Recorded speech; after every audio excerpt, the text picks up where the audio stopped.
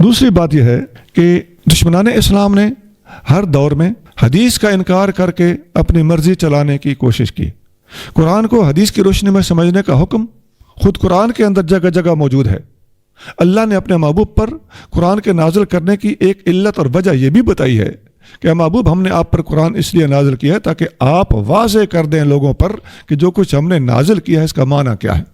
یہ سورۃ النحل میں ہے، آیت نمبر 44 ہے۔ تو اللہ نے اپنے محبوب پر قرآن نازل کیا تاکہ محبوب صلی اللہ علیہ وآلہ وسلم اپنی حدیث کے ذریعے سے قرآن کے مفاہیم اور معانی لوگوں پر واضح فرمائیں۔ اب جس نے بھی اپنی مرضی کرنی ہو، چونکہ قرآن کے اندر لغت کا سہارا لیتے ہوئے اور گرامر کا سہارا لیتے ہوئے، ڈکشنری کا سہارا لیتے ہوئے ایک ایک لفظ کو کوئی بھی مفہوم پہنایا جا سکتا ہے، اور یہ صرف قرآن میں نہیں، عربی زبان میں نہیں، ہر زبان میں ایک ایک لفظ کے کئی معنی ہوتے ہیں۔ تو ایک بندہ ایک معنی پہ ڈٹ جائے، دوسرا بندہ دوسرے معنی پہ ڈٹ جائے، آپ لائیں کون سی زبان آپ بولتے ہیں، میں آپ کو آپ کی زبان میں ایک ایک لفظ کے 2 2 4 4 5 5 10 10 معنی بتا دوں گا۔ تو وہ جو جملے میں لفظ استعمال ہوا ہے وہاں پر اس کا معنی کیا ہے، یہ کون ڈیسائیڈ کرے گا؟ یہ حدیث بتاتی ہے اور امت کا اجماع بتاتا ہے، سیاق و سباق بتاتا ہے، کانٹیکسٹ بتاتا ہے۔ یہ کامن سینس کی باتیں ہیں، اور ہر زبان میں، ہر کتاب میں، کسی قانون کی کتاب میں، دنیا داری کی کوئی کتاب ہو، کسی کا کوئی ڈائجسٹ میں لکھا ہوا مضمون ہی کیوں نہ ہو، اس کے اندر یہ چیزیں چلتی ہیں کہ بندے کو مفہوم بگاڑنے کی اجازت نہیں ہے۔ کچھ قواعد اور ضوابط ہوتے ہیں جو بتاتے ہیں کہ یہ بندہ ڈنڈی مار رہا ہے، مفہوم کو اور اصل مقصود کو بگاڑنے کی سازش کر رہا ہے۔ تو بگاڑنے کی سازش میں ایک تو وہ کہ واضح الفاظ کے ہوتے ہوئے غیر واضح الفاظ کو پریفر کرنا، یہ ایک چالاکی ہے۔ دوسری چالاکی جو ابھی میں لوگوں کی بتا رہا ہوں وہ یہ ہے کہ حدیث کا انکار کریں گے۔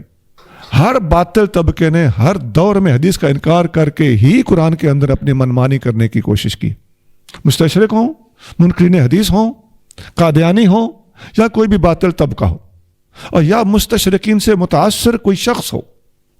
کوئی کہے گا حدیث کو ہی نہیں مانتا، کوئی کہے گا میں صرف سیاستہ کو مانتا ہوں، کوئی کہے گا میں صرف بخاری مسلم کو مانتا ہوں، کوئی کہے گا میں صرف موطا امام مالک کو مانتا ہوں۔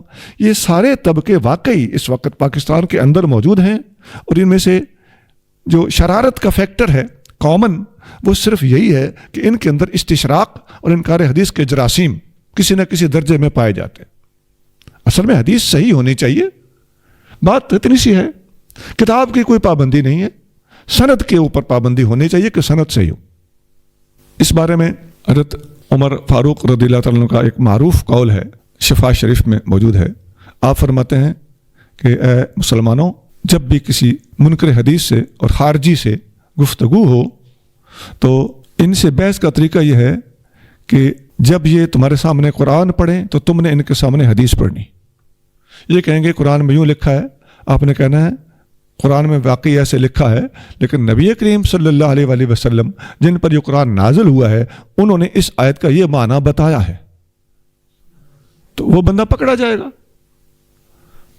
بڑی آسان سی بات حضرت فاروق اعظم نے فرمائی ہے، بلکہ آپ فرماتے ہیں کہ ان اصحاب سنت اعلم بکتاب اللہ، بلکہ جو حدیث اور سنت کا ماہر ہوتا ہے وہ قرآن کا معنی بہتر جانتا ہے، اس کو زیادہ قرآن آتا ہوتا ہے جو حدیث کا بھی ماہر ہوتا ہے۔